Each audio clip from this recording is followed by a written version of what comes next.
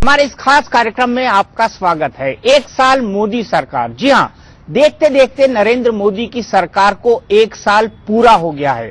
ठीक एक साल पहले हमने नारा बड़ी तेजी के साथ सुना था कि अब की बार मोदी सरकार, और साथ ही साथ ये सुना था कि अच्छे दिन आने वाले हैं।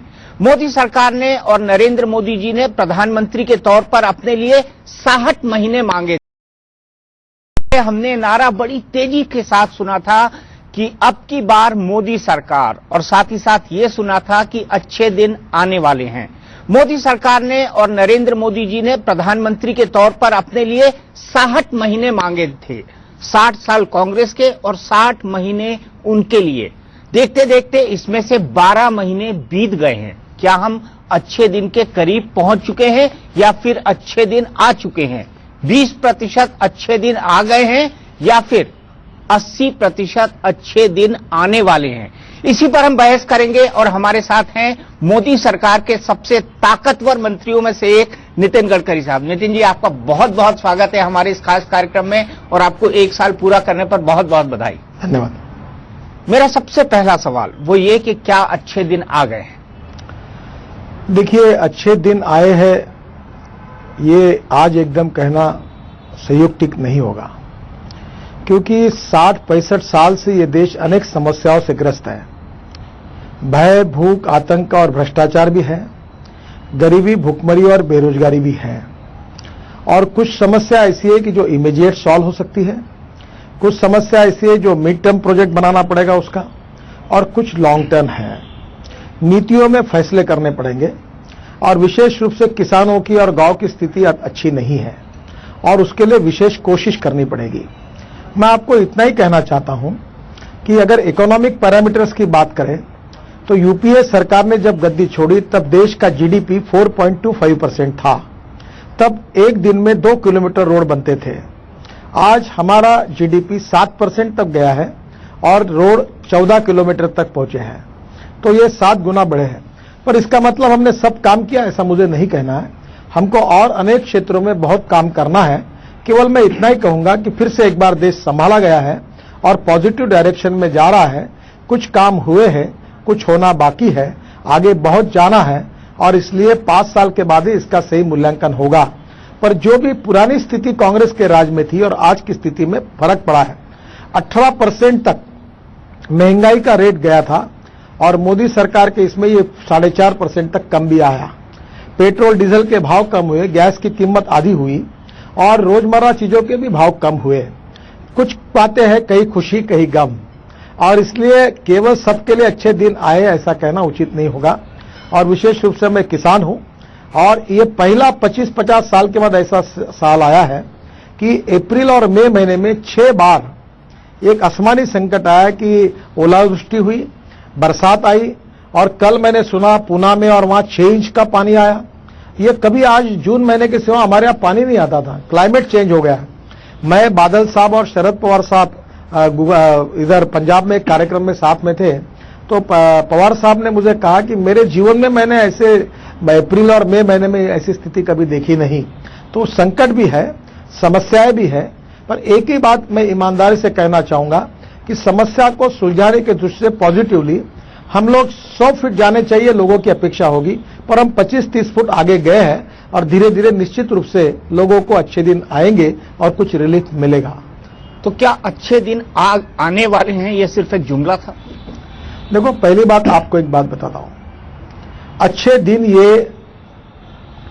ये कभी भी जैसे कहा जाता ना कि पूर्णांक और अपूर्णांक, अच्छे गुणों का व्यक्ति बताओ तो हमारे बीच में कोई नहीं है, क्योंकि हमारे बीच में कोई पूर्णांक नहीं, सब अपूर्णांक है। आप अच्छे पत्रकार हैं, मैं अच्छा राजनीतिक नेता हूं, पर शायद कुछ बातें आप में अच्छी है, कुछ मेरे में अच्छी है। तो हर जगह व्यक्ति भी गुणदोषों के साथ बना हुआ है। वैसे अपेक्षा और समाधान ये बातें बड़ी अलग है। जैसे राजनीति में नगर सेवक इसलिए नाखुश है, उसके लिए अच्छे दिन नहीं है क्योंकि उसको एमएलए का टिकट नहीं मिला। जिस एमएलए का टिकट जिस नगर सेवक को मिला वो भी नाखुश है क्योंकि वो मंत्री नहीं बना। जो मंत्री बना है वो भी नाखुश इसलिए कि उसको अच्छा डिपार्टमेंट नहीं मिला। जिसको अच्छा डिपार्टमेंट मिला वो भी नाखुश इसलिए कि उसको मुख्यमंत्री बनने का मौका नहीं मिला, और मुख्यमंत्री भी नाराज है। तो राजनीति ये अतृप्त आत्माओं का महासागर है। मैं कोई अपनी पार्टी की बात नहीं कर रहा हूं, ये पूरे राजनीति की बात कर। कोई भी पार्टी में आपको संतुष्ट नहीं मिलेंगे। जिसके पास साइकिल है उसको स्कूटर चाहिए, स्कूटर है उसको गाड़ी चाहिए, गाड़ी है उसको मर्सिडीज चाहिए, और मर्सिडीज है उसको हवाई जहाज खरीदना है। तो कभी भी ये बात पूरी नहीं होगी। पर बाय एंड लार्ज रोटी कपड़ा और मकान, मिनिमम एक अच्छा जीवन जीने के लिए जो अच्छाई चाहिए वो करने में हम कोशिश कर रहे हैं। कुछ प्रमाण में सफलता मिली है, फिर भी आगे बहुत जाना है, यही मैं कहना चाहता हूं। अच्छे जी, जिसको मुख्यमंत्री का पद नहीं मिला लेकिन केंद्र में मंत्री का पद मिल गया, वो भी नाखुश है क्या? एनके सिंह साहब वरिष्ठ पत्रकार। पहली बात तो आप जो पूछ रहे सवाल शायद मेरे तरफ है। मैंने मुख्यमंत्री पद के लिए कभी इच्छा जताई नहीं थी और मैं बनना नहीं चाहता। मैंने पहले दिन से कहा था कि मैं केंद्र में मंत्री बनना चाहता हूं। रहा तक मेरी बात, मैं बड़ा अलग टाइप का इंसान हूं। मैंने किसी को बायोडाटा दिया नहीं, किसी के गले में हार नहीं डालता, कोई किसी को कुछ मांगने के लिए नहीं जाता, और मुझे सत्ता है बिना मांगे मिल जाता है सब कुछ। हाँ मिलता है, और नहीं मिला तो मुझे दुख नहीं है। अब मुझे तो लगता है कि 2 साल के अंदर हम चाइना के जीडीपी से भी ज्यादा जाएंगे। नए रोजगार का निर्माण होगा, देश में रेवेन्यू ज्यादा कलेक्ट होगा, प्रगति और विकास की ओर जाएंगे, गांवों का भी विकास होगा, हर खेत को पानी मिलेगा, हर हाथ को काम मिलेगा। कोशिश तो है, पर ये इतना आसान काम नहीं है कि हम तुरंत कर सके। इसको प्रोसेस है, इसको टाइम लगेगा। बिल्कुल।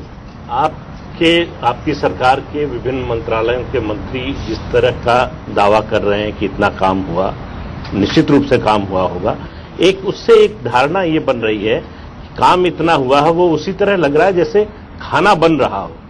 दिख रहा है कि खाना बन रहा है लेकिन थाली तक नहीं आ रहा है। तो ये परसेप्शन की वजह से है, ये आपके कम्युनिकेशन में कमी की वजह से है, या लोगों की अपेक्षाएं इतनी ज्यादा हैं कि जो आप कर रहे हैं वो कम लग रहा है? मैं केवल अपने डिपार्टमेंट के उदाहरण के लिए केवल आपको बात देता हूं। पहले 2 किलोमीटर रोड बनना था, अब 14 किलोमीटर बना है। 3,80,000 करोड़ के काम बंद पड़े थे।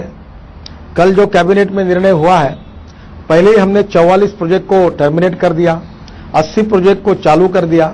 और मैं आपको बताऊं, उनमें उन राजनीतिक नेताओं में से मैं झूठ नहीं बोलता, एक आधी बात होगी तो एक्सेप्ट करता हूं। मैं आपको बताऊं, मुझे 2 महीने का टाइम दीजिए, इस देश में एक भी रोड का काम बंद नहीं रहेगा। जैसे दिल्ली जयपुर का रोड है, मैंने उदाहरण कल दिया था। देखिए उसमें कॉन्ट्रैक्टर भी बहुत अड़चन में आ गया, काम बंद पड़ा था, हमारी सरकार आई, अब 22 ब्रिज बने थे, अब हमने 55 फ्लाईओवर पूरे किए। रोड प्रॉब्लम है, कल भी वो मंत्री मेरे पास आए थे, और जुलाई के पहले दिल्ली जयपुर रोड पूरा करेंगे। अब मैं देखने के लिए गया तो हीरो होंडा के सामने एक्सीडेंट हो रहे थे, तो मैंने अपने पैसे से नया बिल मंजूर किया। फिर गुड़गांव कारपोरेशन के परमिशन से 2 अंडरपास के लिए परमिशन मिलाई। अब देखिए कहीं ना कहीं बंद चीजों को हमने शुरू कराया, और मेरे ही डिपार्टमेंट में हम लोग अभी 5 इनलैंड वाटरवेज को बना रहे, ब्रह्मपुत्रा, गंगा, महानदी। केरल में केरल का है, बाद में अपना आपका बंकिंगहम कैनाल है। अब 101 नदियों का हमने बिल लाया है। 15 करोड़ लोगों के बैंकों में खाते खुले हैं। गैस के सब्सिडी में जो भ्रष्टाचार था, अब गैस की सब्सिडी अकाउंट पे जमा हो रही है। एक बात जरूर है कि बहुत सी बातें हो रही है। कल 12 रुपए साल के देकर इंश्योरेंस बन रहा है, तो कहीं अटल पेंशन योजना आ रही है, कहीं आकर हमने आयुर्बीमा के लिए लाया। तो बहुत सी ऐसी अच्छी भी योजना आई है, पर मैं ये नहीं कहूंगा कि ये पर्याप्त है। इस देश में गांव, गरीब, मजदूर, किसान के कल्याण के लिए और ज्यादा काम करना चाहिए। और दूसरी बात आपने सही कही है कि लोगों ने हमको जब चुन के दिया है, हमने भी लोगों की अपेक्षाएं बहुत ज्यादा बढ़ाई है, और लोगों की भी हमसे बहुत ज्यादा अपेक्षा है। तो ग्रास रूट और ग्राउंड रियलिटी पर हमको लोगों को समझाना होगा कि 65 साल आपने कांग्रेस को दिए हैं, अब हमको 60 महीने मांग रहे हैं। हम निश्चित रूप से जो 65 साल में काम नहीं हुआ है, मैं कहता हूं कि वो 10 साल कांग्रेस के और 5 साल हमारे। Agriculture growth rate, per capita income, GDP, happy human index, development, road का काम हो, सिंचाई का काम हो, रोजगार के साधन कितने मिले, वो स्किल डेवलपमेंट का कितना देखो, करप्शन कितना कम हुआ है, स्कैंडल्स नहीं हुए। तो एक बार आप सबकी तुलना करो। फिर से मेरा एक आर्गुमेंट नम्रतापूर्वक है कि no one is perfect and no one can claim that he is perfect. 100% satisfaction is impossible concept. Minimum जो कुछ रिक्वायरमेंट है उसमें हम कितना सेटिस्फाई कर सकते हैं, ये हमारे लिए सबसे बड़ा बेंचमार्क होगा, और वो हमारी ईमानदारी से कोशिश चल रही है। आप और आपका मंत्रालय कुछ उन गिने चुने मंत्रालयों, मंत्रियों में है जो सचमुच काम करते दिख रहे हैं, लेकिन कहीं काफी बड़े झोल भी हैं, जिसे हम हिंदी में कहते हैं। कई मंत्रालय, कई मंत्री लंबे झोल हैं, लंबे बड़े बड़े झोल भी हैं। तो सारी सरकार एक समानता से, एक सक्षमता से और ईमानदारी से काम कर रही है, वो भी दिख नहीं रहा, लग नहीं रहा। आप नाराज मत होइए, एक समय सब चैनल पहले नंबर पर नहीं जा सकते, कहीं ना पर कहीं दूसरे भी एक रहते हैं। अखबार पहले अरे नंबर आपके पर साथी नाराज हो जाएंगे। नहीं, मैं मेरे लिए नहीं कह रहा हूं। पहली बात तो मैं पहले नंबर पर दावा नहीं कर रहा हूं। मैं आपको एक छोटी सी बात बताता हूं। पर दूसरे कुछ नंबर, डिपार्टमेंट के काम दिखते हैं, कुछ के काम दिखते ही नहीं।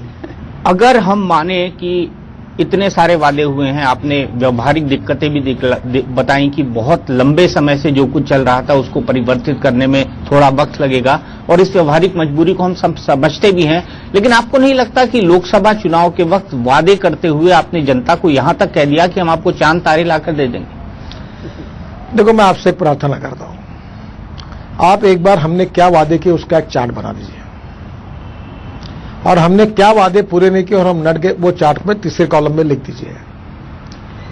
पहली बात तो ये है कि हमने वादे किए, और वादे किए, और मेरे जैसे व्यक्ति तो और थोड़ा सा विचित्र टाइप का है। मैं भी 3 लाख वोटों से पार्लियामेंट जीता हूं, पर 50,000 लोगों के सामने मैं सच्चाई की बात करता हूं। एक आधा काम नहीं होता तो मैं लड़कार के बोल दूंगा मैं करूंगा नहीं, मुझे करना नहीं। मुझे एक बात बताइए कि कांग्रेस को 65 साल आपने दिए, अभी हमको 1 साल भी पूरा नहीं हुआ, और आप एक बार चार्ट बना लीजिए। ये मैं आपको, क्यों वेग में बात नहीं होनी चाहिए, बात ग्रास रूट पर कॉन्क्रीट बात ऑडिटिंग की होनी चाहिए। हमारे मैनिफेस्टो में हमने क्या क्या कहा था, हमारे नेताओं ने क्या क्या घोषणाएं की थी, और उसको टिक मार्क करते जाइए। अगर हमारा परफॉर्मेंस जिसमें हमने नहीं किया उसमें हमको एक्सपोज करिए।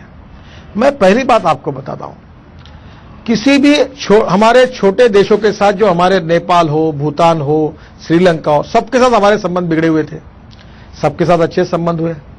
अमेरिका के राष्ट्रपति पहली बार हमारे देश में, हमारे स्वाधीनता दिवस के ऊपर हमारे पास आए। आज चाइना में मैंने टीवी पर देखा कि चाइना में प्रोटोकॉल को छोड़कर नरेंद्र मोदी जी का स्वागत किया गया। पूरी दुनिया में भारत का सम्मान बढ़ा। जिस प्रकार से मोदी जी का भाषण हुआ अमेरिका में, उसको पूरे देश की दुनिया ने देखा। अब वो ऐसा है कि तुम ज्यादा कहोगे तो बोलते क्यों हो, बोलते नहीं तो चुप क्यों हो, चुप हो तो करते क्यों नहीं हो, करते हो तो इतना क्यों करते हो, पूरा क्यों नहीं करते हो। देखो, ये डिबेट कभी समाप्त होने वाला नहीं है, पर कुछ लोगों ने तय किया है कि हमको मुस्लिम विरोधी स्थापित करना, कुछ लोगों ने तय किया है कि हमको दलित विरोधी स्थापित करना, कुछ लोगों ने तय किया जो 2-2 महीने देश से गायब रहते हैं और पैराशूट करके उतरते हैं और बोलते सूट बूट की सरकार। हरियाणा में लैंड एक्वायर करके जो गुड़गांव में पूरी जमीन दी, वो क्या अल्पभूधारक और गरीबों को दी क्या? वाड्रा के कंपनी को जो जमीन दी तब ऐसा ही याद नहीं आया, तब कंसेंट क्लॉज याद नहीं आया। जब कोल माइंस को लुटा दिया, बाकी सब क्या, तब याद नहीं आया। ये गरीबों की सरकार, और हम लोगों ने ये सब रोका, और हम धनवालों की सरकार। तो एक बात का मेरा मतभेद है, जो बहुत सही बात कही, मैं परसेप्शन की चिंता नहीं करता, पर दिल्ली में 99% लोग मेरे मत के विरोध में हैं, और इसके लिए मैं इसका बहुत बार शिकार हुआ हूं। मैं बोलता हूं दूध का दूध, पानी का पानी, सही है, पट्टा तो पट्टा, नहीं पट्टा नहीं पट्टा, नहीं पट्टा तुम उधर जाओ मैं इधर जाऊं। जब भी जी चाहे तो नई दुनिया बसा लेते हैं लोग, एक चेहरे पे कई चेहरे लगा लेते हैं लोग, और ये परसेप्शन और इमेज, और मैं ये परसेप्शन इमेज की थ्योरी को मानता नहीं, मैं इस बारे में दमदार हूं, पर ये सच्चाई ये लोग कहते हैं। मैं आपके द्वारा यही आह्वान करूंगा, जो गलत है हमारा उसको गलत कहिए, जो सही है उसको सही कहिए, हमको परखिए, हमारे नजदीक आइए। नहीं दिखता होगा तो अच्छा चश्मा लगाइए, नहीं होता होगा तो और अच्छा ग्लास लीजिए और देखिए। अगर हम झूठे हैं तो झूठे हैं, सही है तो सही है, जो दिखता है वो करिए। अगर आप यहां अगर गाय खड़ी है, नहीं यहां हाथी खड़ा है, अरे भाई देखो ना एक बार जाकर, अगर गाय खड़ी है तो गाय को, हाथी है तो नहीं, परसेप्शन ये है कि हाथी खड़ा है, ऐसा मत करिए। हमारे साथ जो सच्चाई वो लेकर कर। आपको लगता है कि 59 दिन की छुट्टी के बाद राहुल गांधी एक नए अवतार में उतरे हैं? काय का अवतार है जी, कंफ्यूज लीडर है, फिटी हुई पार्टी है, बैंड बाजा बच चुका है। 50 भी एमपी चुन के नहीं आए, सब राज्यों के सरकारें जा रही है, दिल्ली में तो पूरा सुपड़ा साफ हो गया। सर, आते हैं काले धन पर, जो बड़ा सवाल है काले धन को लेकर। उसके बाद मैं पैनल खोलूंगा, सभी लोग काले धन पर सवाल करेंगे क्योंकि सबके पास सवाल होंगे। काले धन के लिए लोग काला कोट, काली पैंट भी पहन के आए, और आपने भी काला जैकेट नहीं, लोग ये कह रहे हैं कि इसको ब्लैक मनी ना कहा जाए, क्योंकि ब्लैक से रंग भेद आता है सामने, और ये भी कहा कि इसको गंदा धन कहा जाए, डर्टी मनी। खैर, ये दूसरा विषय है, लेकिन आपने कहा था कि कौन सा एक ऐसा वादा है, अपोजिशन ने जिस मुद्दे को सबसे ज्यादा उठाया है, मेरा परसेप्शन या पब्लिक परसेप्शन की बात मैं नहीं कर रहा, वो ये है 15 लाख कब आएंगे। ये एक चुनावी वादा था और उस पर अमित शाह जी ने कह दिया कि ये तो एक चुनावी जुमला था। तो क्या ये एक वादा था और क्या इस वादे पर अमल होगा? क्या कोई पैसा ट्रांसफर होगा या हो सकता है? देखिए, पहली बात तो ऐसे है कि जब हमारी सरकार आई तब ये एसआईटी में मुद्दा था और इस सुप्रीम कोर्ट ने कहा था एसआईटी बनाओ। यूपीए सरकार ने नहीं बनाई थी। हमारे पहले कैबिनेट में हमने एसआईटी बनाने की अनुमति दी।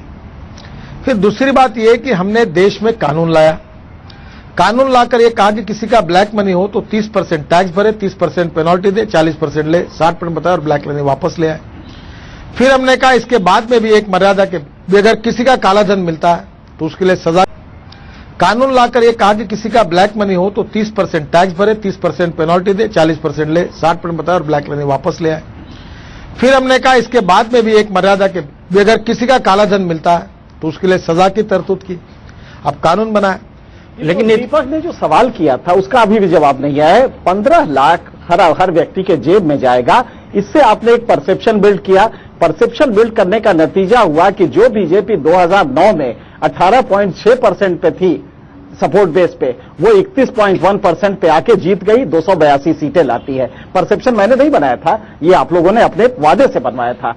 अब जब 15 लाख हर आदमी के जेब में जाएगा आप कहते हैं, तो मैं एक दिन जोड़ रहा था, मुझे अच्छा खासा 5 मिनट लग गए जोड़ने में, कि हर व्यक्ति के अगर जेब में जाता है तो 6 साल जो जीडीपी भारत का होता है, जो $2.3 ट्रिलियन है, 6 साल का जीडीपी आएगा तब जाके वो हो पाएगा, जो संभव नहीं था। आपका गणित गलत था, आपका वादा गलत था, और अब आपने उसके बाद कहा है। तो ये आप जरा गौर कीजिए कि जब 15 लाख आपने कहा था तो हर जनता का आदमी खुश हुआ, और आज आप जब कहते हैं कि नहीं साहब टेक्निकलिटीज हैं, उसमें ये दिक्कत है वो दिक्कत है, तो लगता नहीं कि परसेप्शन जो आपने पहले हाइड किया था वही परसेप्शन आज जनता वो अपने को समझती है कि नहीं ठगी हुई है।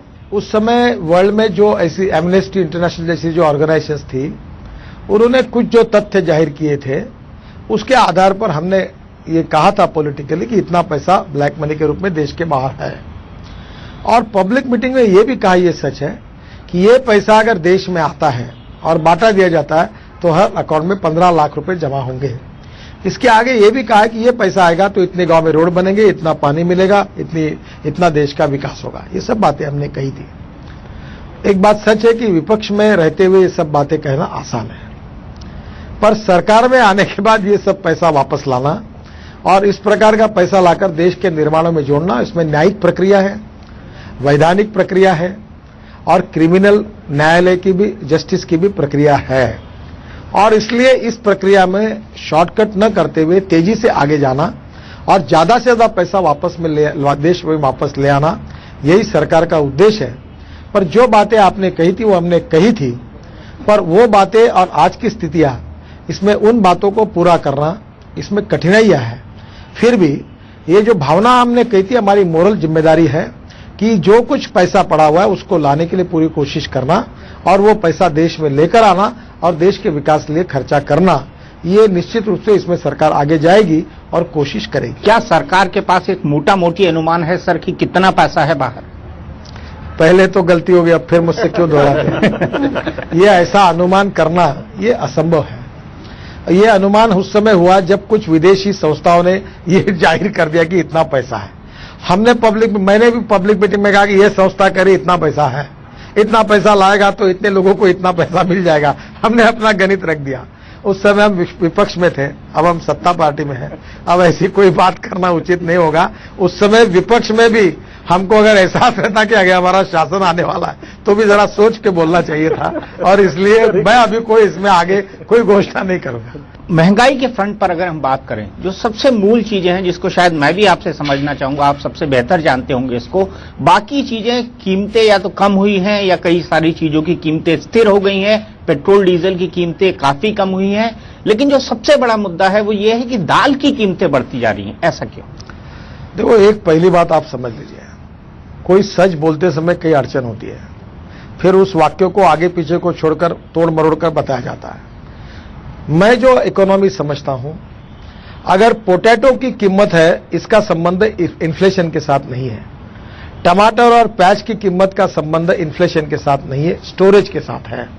हमारे नासिक में जब प्याज पैदा होता है तो 2 रुपए किलो भाव होते हैं, क्योंकि उसकी स्टोरेज सिस्टम में अब भाभा एटॉमिक रिसर्च सेंटर ने एक नया टेक्नोलॉजी लाई है कि इरिडेशन से रेडियो रेस पास करके उसका लाइफ 6 महीने तक रखा जाता है। देश में cold storage, pre cooling plant और स्टोरेज सिस्टम अगर बनेगी और दिल्ली में अगर एक 10 लाख टन प्याज जब 2 रुपए किलो का होता है उसको स्टोरेज करके इरिडेशन के साथ अगर रखा जाएगा तो दिल्ली के मार्केट में प्याज की कीमत नहीं बढ़ेगी। ये सप्लाई एंड डिमांड इसके साथ है। अब क्या हुआ, किसानों ने गन्ना ज्यादा लगाया, कैश क्रॉप था, तो तुअर, मूंग, उड़ीद ये सब कम हो गए, दाल बिया कम होगा। अब दाल बिया ज्यादा लगाएंगे तो स्वाभाविक रूप से ज्यादा कीमत मिलेगी। अब तेल है, खाद्य तेल है, फल्ली है, जवस है, करडी है, सोयाबीन है। इसलिए मैं जो कह रहा हूं कि अब हम ऐसी नीति बनाएं कि जिसका देश में शॉर्टेज है वो चीज ज्यादा लगे, जो ज्यादा चीज लगनी चाहिए उसके लिए हम प्रोत्साहन दें, उसके लिए सीड फुकट में दे, फर्टिलाइजर दे, कोई योजना बनाए। और जैसे मैंने कहा कि शुगर के बजाय इथेनॉल में कन्वर्ट करें शुगर कैन जूस को, ताकि पेट्रोल डीजल गैस हम इंपोर्ट कर रहे हैं। तो ऐसे ये कुछ सबका संबंध इन्फ्लेशन का कि जो संबंध है वो सप्लाई एंड डिमांड के साथ है, और इसलिए जैसे मुझे लगता है इस बात को भी सोचना होगा। अब आप भी क्या करते हैं, हमने भी उसका फायदा उठाया।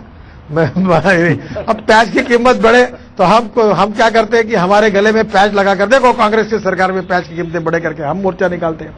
टमाटर की कीमतें बढ़े तो हम ताहत में टमाटर लेके मोर्चा निकालते हैं। अरे भाई टमाटर के कोल्ड स्टोरेज बनाओ, एकरेज बढ़ाओ, टमाटर को स्टोरेज करो, कीमतें का कांस्टेंट रहेगी। अब गेहूं और चावल की कीमतें हैं, मैं किसान हूं कि हमने ठेका लिया कि गेहूं चावल लगाने का, जिसको ज्यादा कीमत मिलेगी हम लगाएंगे। तो गेहूं और चावल के बारे में भी आप कह रहे हैं, फिर भी आज गेहूं और चावल सरप्लस है, क्योंकि क्या हुआ, हरित क्रांति हुई, हाइब्रिड सीड आया। 1 एकड़ में आज पंजाब में जहां 25 क्विंटल 30 क्विंटल गेहूं होता है, हमारे विदर्भ और महाराष्ट्र में 10-12 क्विंटल होता है। अब क्या हो गया कि टेक्नोलॉजी बदली, विज्ञान बदला, प्रोडक्शन बढ़ा। अब धीरे धीरे हमको ऑर्गेनिक फार्मिंग करना पड़ेगा और ऑर्गेनिक सब्जियों को हमको एक्सपोर्ट करना होगा। तो हम लोग ऑर्गेनिक गेहूं, ऑर्गेनिक चावल को तैयार करेंगे तो 3 गुना ज्यादा कीमत मिलेगी। कहीं ना कहीं टेक्नोलॉजी का, इनोवेशन का हमको उपयोग करके हमको आगे जाना पड़ेगा। केवल सरकार और केवल एस्टेब्लिश इकोनॉमिक सिस्टम, केवल उनका रोल महत्वपूर्ण है, पर केवल इस साल आपने देखा किसानों पर आफत आई, जिसका बड़े विस्तार से आपने जिक्र किया। मॉनसून का प्रिडिक्शंस अभी तक सब लोग बेहतर जानते हैं कि किस तरह का रहने वाला है। उसके बाद इंटरनेशनल मार्केट के अंदर प्राइस को लेकर अभी तक कोई अटकलें लगाना मुश्किल होगा, लेकिन जिस तरह का कृषि उत्पादन की बात सर ने भी कही कि किस तरह का होगा, शायद कम हो जाए जिस तरह के हालात हम देख रहे हैं उसके चलते, तो आने वाले में प्राइस स्टेबिलिटी फंड का जो है वो किस तरह से इस्तेमाल होगा, कीमतों को मजबूत रखने के लिए या कीमतों को एक स्थिर रखने के लिए, ताकि महंगाई का असर ना पड़े। आपने बहुत अच्छा सवाल पूछा। हमारे सरकार के सामने सबसे बड़ा चैलेंज यही है कि आने वाले साल में आर्थिक नीतियां बनाकर विशेष रूप से किसानों को हम राहत कैसे दें, गांव गरीब मजदूर किसान को इस संकट के समय कैसे सहारा दे, क्योंकि सरकार करके हमारी भी मर्यादा है।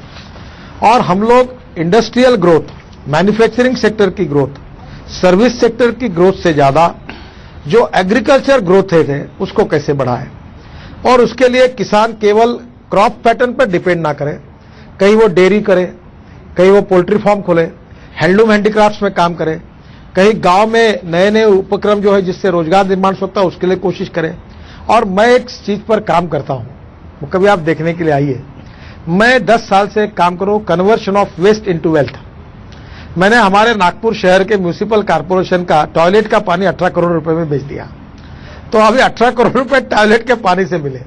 अब मैंने कहा कि ये गलती हो गई, तो मुझे मेयर कह रहे हैं गलती क्या हुई, बोला पानी बेचा तो हमारा गैस चला गया, अब उस पानी से मैं मिथेन निकालकर, मिथेन से CO2 अलग करके बायो CNG लेकर 100 बसेस उसमें चला रहा हूं। तो अब वेस्ट इनटू वेल्थ। अभी हमारे यहाँ कॉटन है, कपास निकालने के बाद जला देते थे, अब हमने उसके पैलेट बनाए, मेरे पास अभी स्टोव है यहाँ, मैं बता दूंगा आपको, पैलेट है, वो गैस 1000 रेस्टोरेंट में चल रहा है, तो उससे नया रोजगार निर्माण होगा। तो टेक्नोलॉजी और इनोवेशन का उपयोग करके हम लोग ग्रामीण क्षेत्र के जीवन को सुसह्य कैसे, सोलर आया, पर जो गांव का किसान वो तो वहीं का वहीं है। आपके मोदी सरकार के अंदर किसानों के प्रति क्या विजन है? कहीं पर आप जो सिर्फ उनको एक एम्प्टी सॉप्स दिए जाएंगे हर साल की इतनी आत्महत्या हुई फलानी जगह के ऊपर, तो उनको एक बार हमने उनको चुप कर दिया कुछ देने के बाद में, या कोई लॉन्ग टर्म विजन है? कोई कभी आपकी सरकार ने उनके बारे में, किसानों के बारे में, बीमा के बारे में सोचा, लॉन्ग टर्म इंश्योरेंस के बारे में सोचा, कि हर बार हम सिर्फ जो क्लाइमेट है उसी को ब्लेम करे जाएंगे कि अब की बार तो अब अनएक्सपेक्टेड बारिश होगी, अनएक्सपेक्टेड ओले पड़ गए? लॉन्ग टर्म कहीं पर आपने सोचा कि एक बीमा की पॉलिसी बनाई जाए जिससे हमेशा के लिए, चाहे बारिश आए चाहे सूखा पड़े, कोई भी किसान आत्महत्या करने के लिए मजबूर नहीं हो जाएगा? और जहां साथ साथ इसमें यह भी पूछना चाहूंगी, आपने एक ऑर्गेनिक फार्मिंग की बात करी थी, क्या आपको मालूम है कि जो ऑर्गेनिक चना जो है वो 150 रुपया किलो बिकता है? क्या आम व्यक्ति जो है उस ऑर्गेनिक चने को 150 रुपए किलो के अंदर कोई गृहिणी जो है, आम गृहिणी, उस चने को खरीद पाएगी? ऑर्गेनिक फार्मिंग की बात करी थी, क्या आपको मालूम है कि जो ऑर्गेनिक चना जो है वो 150 रुपया किलो बिकता है? क्या आम व्यक्ति जो है उस ऑर्गेनिक चने को 150 रुपए किलो के अंदर कोई गृहिणी जो है, आम गृहिणी, उस चने को खरीद पाएगी? तो उसका कौन से किसान को उसका फायदा होगा, उस नई टेक्नोलॉजी और उस इनोवेशन का? पहली बात तो इनकी एक बात से मैं सहमत हूं कि क्रॉप इंश्योरेंस के बारे में अभी जो पॉलिसीज है और जो सिस्टम है बिल्कुल गलत है, उसको सुधारने की आवश्यकता है और सरकार ने इसको कोशिश कर रही है, बदलना चाहिए। 3 बातों पर मैं बहुत आपत्ति उठा रहा हूं। ये आपकी इकोनॉमिक सोच ही देश के लिए बहुत अड़चन की है। जैसे उदाहरण के लिए मैं वाटर पोर्ट बना रहा हूं, वाराणसी में मल्टी मॉडल पोर्ट बना रहा हूं, फिर साहिबगंज में वहां बना रहा हूं और एक हल्दिया में बना रहा हूं। और मैं फैंसी घोषणा करने वालों में से नहीं हूं, कठिन काम है, पर मैं आपको उसका रिकॉर्ड, मेरा रिपोर्ट कार्ड आपको जरूर दूंगा। मुझे बताइए, अगर एक शुरू हो जाता है तो उसको चलाने के लिए आदमी लगते हैं। आपको पता है देश में 22% ड्राइवर की कमी है। हमारे देश में 22% ड्राइवर की कमी है। मैं 5000 सेंटर गांवों में खोलना चाहता हूं, शहरों में नहीं।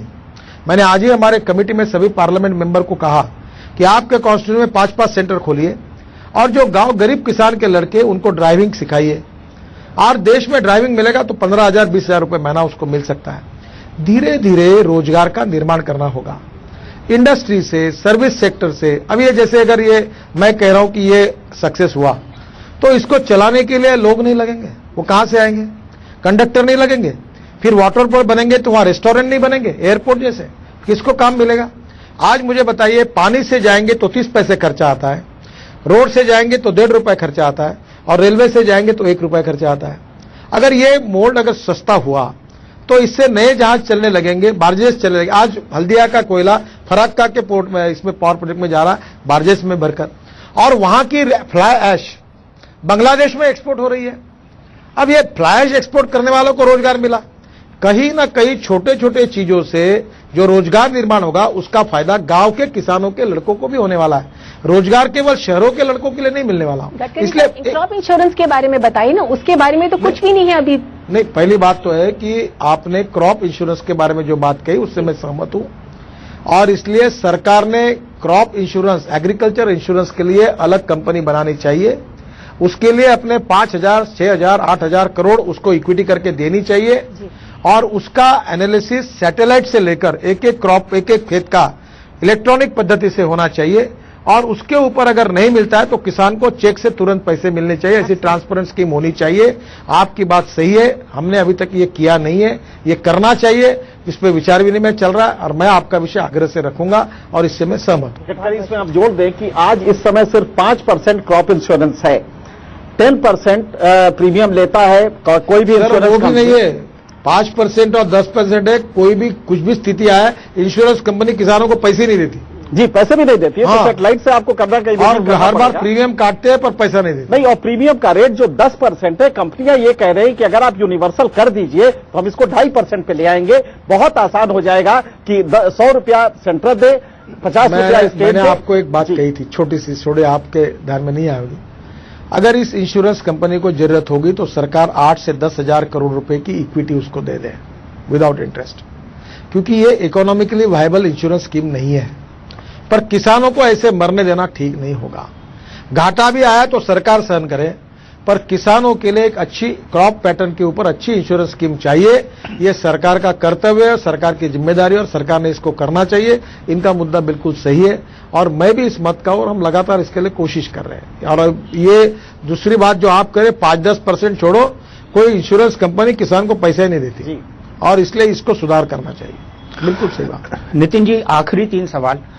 बड़ा मुद्दा है विदेश में भारत का जिस तरह से डंका बजाया प्रधानमंत्री नरेंद्र मोदी ने, बड़े अच्छे इनिशिएटिव लिए उन्होंने, चाहे अमेरिका हो चाहे चाइना हो। कम से कम डंका बजाने वाला प्रधानमंत्री तो है। लेकिन अभी तक उन पर जो आरोप लगा है वो ये लगा है कि पाकिस्तान को लेकर उन्होंने भले से सार्क के नेताओं को अपनी शपथ विधि में बुलाया हो, लेकिन बाद में दोनों देशों के बीच जिस तरह से रिश्ते पलटे, जिस तरह से विदेश सचिव स्तर की बातचीत दोनों के बीच कैंसिल हुई, उसके बाद हमारे फॉरेन सेक्रेटरी गए, लेकिन सार्क देशों की मीटिंग के लिए गए, कोई बायलैटरल मीटिंग दोनों देशों के बीच नहीं हुई, स्ट्रक्चर्ड डायलॉग नहीं हो पाया। तो पाकिस्तान को लेकर पॉलिसी में किसी तरह का क्लियरेंस क्लियर नहीं हो पाई पॉलिसी 1 साल के अंदर, ये आरोप लगता रहा है मोदी। देखो, एक बात तो सही है कि हम पाकिस्तान से अच्छे रिश्ते बनाना चाहते हैं। जो अटल बिहारी वाजपेयी जी की सोच थी, वही सोच प्रधानमंत्री नरेंद्र मोदी जी की है। हमारी एक ही प्रार्थना है पाकिस्तान से। पाकिस्तान और हिंदुस्तान दोनों गरीबी, भुखमरी और बेरोजगारी से लड़ रहे हैं, और हमसे भी उनकी कठिनाइयां और ज्यादा है। हम उनसे ये प्रार्थना करना चाहते हैं कि उन्होंने हमसे एक प्रॉक्सी वॉर शुरू कर दी है। जब 3 लड़ाई में पाकिस्तान हिंदुस्तान से हार गया, तो उन्होंने टेररिज्म एंड टेररिस्ट ऑर्गेनाइजेशन को हिंदुस्तान में एक्सपोर्ट करना शुरू कर दिया है, और हमारे देश में निरपराध लोगों की हत्या हो रही है, बॉम्ब ब्लास्ट होते हैं। मुंबई हो, अक्षरधाम हो, इस मंदिरों की घटनाएं हुई हैं। पाकिस्तान, अभी मुंबई में ये जो घटना हुई 11 सितंबर की, उसमें पाकिस्तान कहता है कि हमारे लोग ही नहीं थे, जबकि उसका पता भी चला, उसके घर का पता चला, उसके पिताजी का पता चला, कसाब का, और यह भी पता चला उसका सैटेलाइट फोन से कि उसको कौन उसके लोग थे जो कांटेक्ट कर रहे थे। दाऊद के बारे में इतना होने के बाद भी पाकिस्तान, दाऊद में हमको वहां टीवी पे दिखता है, वो सरकार कहती दाऊद हमारे यहां नहीं है। मैं ये अपेक्षा रखता हूं कि पाकिस्तान टेररिज्म और टेररिस्ट एक्टिविटीज को सपोर्ट करना बंद कर दे, और ये जो टेररिज्म की फैक्ट्री और टेररिस्ट ऑर्गेनाइजेशन की फैक्ट्री और टेररिस्ट बनाने का जो कारखाने उन्होंने शुरू किए, वो बंद करे। हिंदुस्तान और पाकिस्तान 2 भाई जैसे अच्छा रह सकते हैं, पर जब तक ये टेररिज्म की प्रॉक्सी वार वो जब तक बंद नहीं करेंगे, तब तक पाकिस्तान और हिंदुस्तान के बीच में अच्छे रिश्ते हो नहीं सकते। नितिन जी, 2 आखिरी सवाल सिर्फ। बड़ा पुरानी एक फिल्म आई थी RK फिल्म्स की कि राम तेरी गंगा मैली हो गई।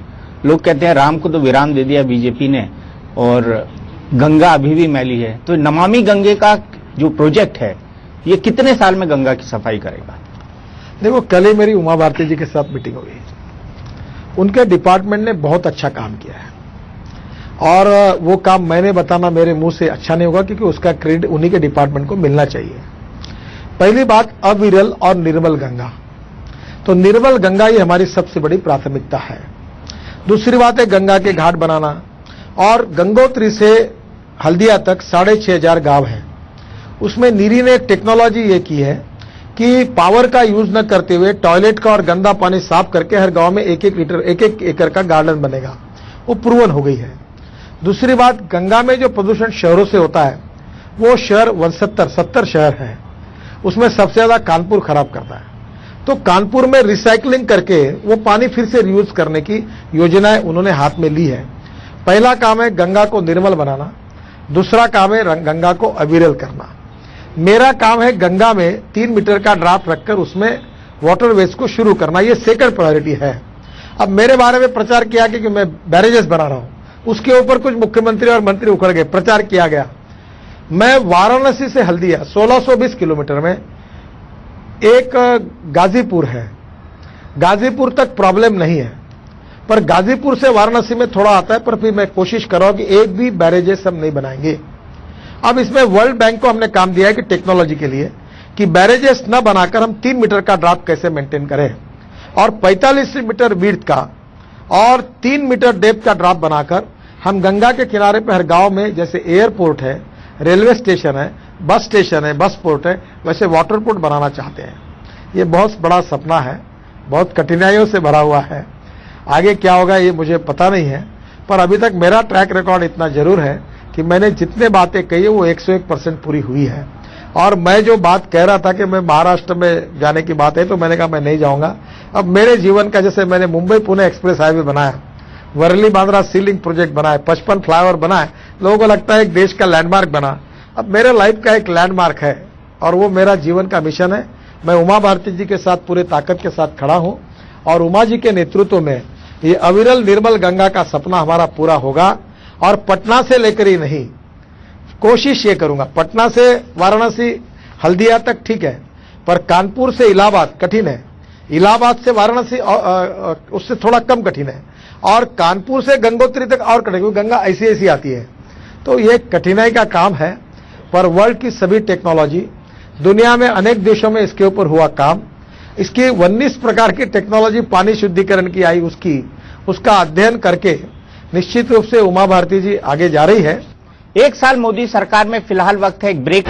देश में आतंकवाद के साथ साथ एक बहुत बड़ा खतरा है, वो है लाल नक्सलिज्म का, जिसको हम बोलते हैं रेड कॉरिडोर पूरे देश के अंदर बन गया है, चाहे वो छत्तीसगढ़ हो, चाहे वो आंध्र प्रदेश हो, चाहे वो ओडिशा हो।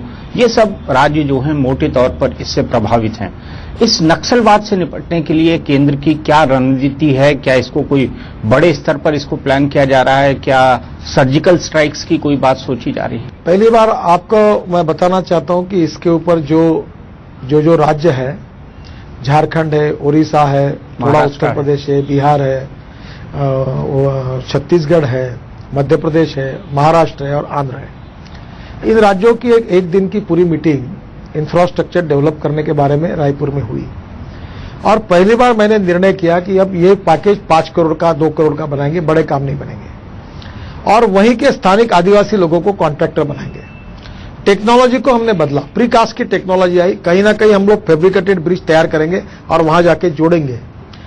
छत्तीसगढ़ की सरकार ने 250 करोड़ के प्रोजेक्ट ड्रॉप कर दिए थे, बोले हम नहीं बना सकते, बोला ऐसा नहीं होगा, आपको बनाने होंगे, मैं आपको आग्रह करूंगा, इससे पीछे नहीं हटना है। अब ऐसा है, ये सोशो इकोनॉमिक प्रॉब्लम है, ऐसा कुछ लोग कहते हैं। पहली बात है, पशुपति से तिरुपति तक एक रेड कारपेट कॉरिडोर ऐसा एक बनाना चाहते हैं, और बेसिक रूप से वो लोग लोकतंत्र को आह्वान दे रहे हैं कि लोकतांत्रिक पद्धति से परिवर्तन होगा, इस पर विश्वास नहीं, ये बात कह रहे हैं। और इसलिए स्वाभाविक रूप से वहां हम जा नहीं पाते, वहां टेलीफोन के टावर नहीं है, और टावर नहीं है तो टेलीफोन की कनेक्टिविटी नहीं है, रोड नहीं है तो पहुंच नहीं सकते, स्कूल नहीं है, आश्रमशाला नहीं है, सरकारी सेवक वहां तक रह नहीं पाते हैं, इंडस्ट्री डेवलपमेंट करना तो वो किसी को काम नहीं करने देते हैं। और सौभाग्य दुर्भाग्य बोलो कि वही अच्छे अच्छे ओर्स है, मिनरल्स है, इवन गैस तक है, पर उसके ऊपर काम नहीं हो सकता। पहली बात तो ऐसी है कि राजनाथ जी होम मिनिस्ट्री में हमने एक स्पेशल सेक्शन बनाया और हमने 11,000 करोड़ का ये पूरे जो लेफ्ट विंग टेररिज्म की ये जो स्टेट अफेक्टेड है उनके लिए हमने एक इंफ्रास्ट्रक्चर का प्लान बनाया। उसमें प्रोटीन्स, क्योंकि ट्राइबल्स में प्रोटीन्स की कमी है, तो जैसे मशरूम कैसे तैयार करना, सोयाबीन केक का उपयोग करके उसका मिल्क या उसके प्रोडक्ट कैसे तैयार, 49% प्रोटीन उसमें है, तो उनके जीवन को सुधारने के लिए एजुकेशन कैसे देना। आपने अच्छा किया, मेरे बहुत दिल का विषय। मैं गढ़चिरौली जिले में जहां नक्सलवाद चलता है वहां मैं एक ट्रस्ट का अध्यक्ष हूं, मानकर ट्रस्ट, उसमें 650 स्कूल चलाता हूं।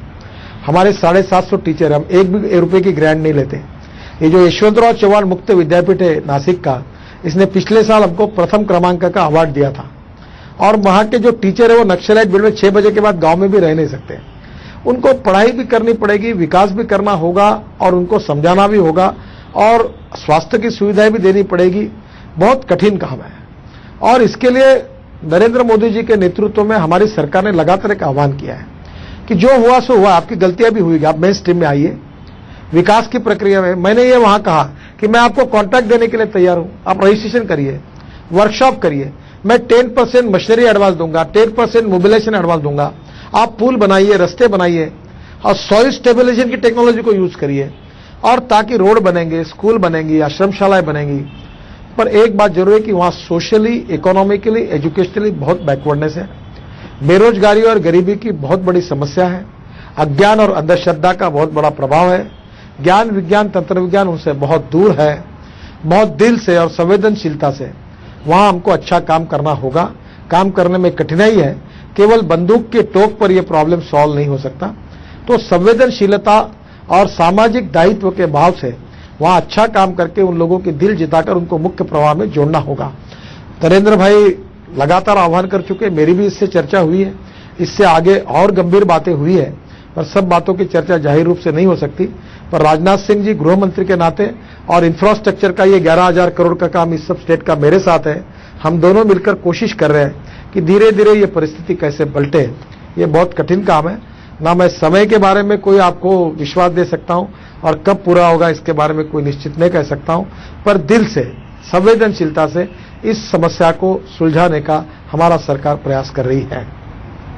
आप अपनी सरकार को एक साल में कितने में से कितने नंबर देंगे? देखिए, परीक्षा जिसकी होती है वो परीक्षक कभी नहीं होता। मैं तो विद्यार्थी हूं, आपके परीक्षा में मैंने पेपर दिया है। मार्क कितने देना ये जनता की अदालत में जनता का निर्णय और आप जैसे पत्रकारों का काम है। आप जो उचित निर्णय करें उसको स्वीकार करेंगे और कमियां होगी तो सुधारेंगे, अच्छाई होंगी तो और मजबूत करेंगे। तो बहुत बहुत शुक्रिया नितिन जी, आपने हमें बहुत सारा वक्त दिया। आपके इस वक्त का और हमारे साथ अपने अनुभव शेयर करने के लिए आपका बहुत बहुत शुक्रिया। आपने बहुत अच्छे सवाल पूछे और मैं इस इंटरव्यू में बहुत खुश हूं कि आपने मुझे लेफ्ट विंग एक्सट्रीमिज्म से लेकर, पाकिस्तान से लेकर, इकोनॉमी से लेकर, आपने, मैं लोगों को कहता हूं कि राजनीतिक सवालों से ज्यादा ग्रास रूट के प्रॉब्लम के सवाल पूछो। और मैं समाज सेवक हूं, मैं राजकारणी नहीं हूं। मैं 80% सोशल वर्क करता हूं और राजनीति की मुझे चिंता भी नहीं। तो मुझे सबसे ज्यादा आनंद हुआ कि आपने जिन जिन लोगों को, पत्रकारों को बुलाया था, इन्होंने बहुत अच्छे सवाल पूछे, इन्होंने अच्छे सवाल पूछे और शायद कुछ सवालों का जवाब मैं कुछ देने की कोशिश कर रहा था, कुछ दे पाया हूंगा, कुछ नहीं दे पाया हूंगा। पर आपकी चर्चा गुणात्मक रीति से मेरे पिछले 4-5 महीने में जितने इंटरव्यू मेरे हुए उससे बहुत क्वालिटेटिव चर्चा आपने कराई, इसलिए मैं विशेष रूप से मन से आपको बहुत बहुत धन्यवाद देता हूं। तो हमारी इस खास पेशकश एक साल मोदी सरकार में इतना ही। राजनीति के मैदान में नितिन गडकरी जी दनादन चौके छक्के मारे जा रहे हैं। एक साल की परफॉर्मेंस में आपने उनकी पूरी राय सुनी। इंडिया न्यूज में इस खास कार्यक्रम में इतना ही, लेकिन खबरों का सिलसिला